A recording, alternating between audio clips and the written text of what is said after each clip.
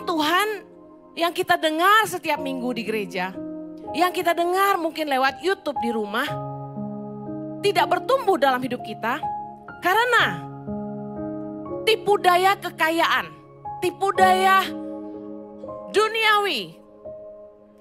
Kita dipimpin oleh berbagai keinginan, standar dunia yang membuat kita tidak pernah menjadi puas. Tidak heran orang akhirnya stres dengan bisnis yang semakin besar, padahal yang besarin dia juga. Orang stres dengan keinginan yang tidak tercapai. Pusing dengan bisnis yang tidak terhandle. Pusing dengan usaha yang macet. Semuanya, kita ini sebenarnya pergumulan kita di hidup kita. Cuma sekitar kebutuhan dan kebutuhan. Padahal Tuhan janji sama kita di firman Tuhan. Bahwa Bapamu yang di sorga tahu bahwa kamu memerlukan semuanya itu. Seharusnya kita sebagai orang percaya gak boleh punya kekhawatiran lagi dalam hidup kita. Katakan amin. Karena kita orang percaya tahu bahwa Tuhan tahu yang kita butuh. Saya lihat orang diberkati Tuhan. Usahanya berkembang. Dari 1 jadi 2, 2 jadi 3, 3 jadi 4, 4 jadi 5, 5 jadi 6, 6 jadi 7, 7 jadi 8. Lalu dia pusing. Usaha gak terhandle.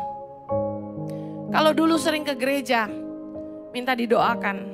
Tapi karena sibuk ngurus usaha, gereja udah jarang. Orang terlalu serakah. Coba hidup kita ini tidak dipimpin oleh keinginan duniawi kita.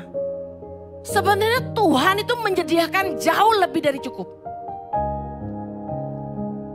Rumah tangga jadi kurang harmonis. Karena komunikasi kurang.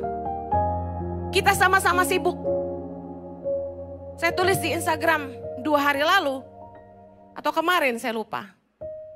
Saya bersyukur saya berhenti khotbah keliling. Sehingga saya punya waktu sama suami saya. Saya bersyukur suami saya mengambil keputusan berhenti keluar-keluar dan fokus di ICI aja. Sehingga kami punya waktu untuk keluarga kami. Punya waktu dengan anak-anak kami. Karena kesibukan kita ini sebenarnya tujuannya apa? Kita ini cari apa di hidup kita ini? Kita bangun apa sebenarnya? Kita bangun kerajaan kita di bumi. Yang jujur bilang amin. Semua yang menyusahkan kita. Semua yang membuat kita khawatir. Semua yang membuat kita kecewa. Semua yang membuat kita pusing, stres. Adalah karena kita sibuk membangun kerajaan kita di bumi. Tuhan satu kali bangunkan saya pagi-pagi dan bilang gini. Manusia tuh kalau bisa ngerti kata cukup. Tuhan sudah menyediakan lebih dari yang kita butuhkan. Tapi Bu Heni, usaha saya gak jalan 2023. Efek pandemi. Saya tahu tidak semua orang mulus-mulus saja di 2023. Tapi saya percaya Anda tidak bisa makan. Sekalipun usahamu tidak menghasilkan tahun ini. Anda masih bisa makan.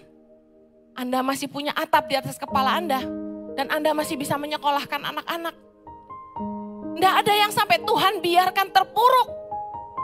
Kalau kita mau jujur. Betul? Mungkin kita tidak limpah-limpah. Tapi tidak pernah kurang. Itu penyertaan Tuhan. Mari bersyukur.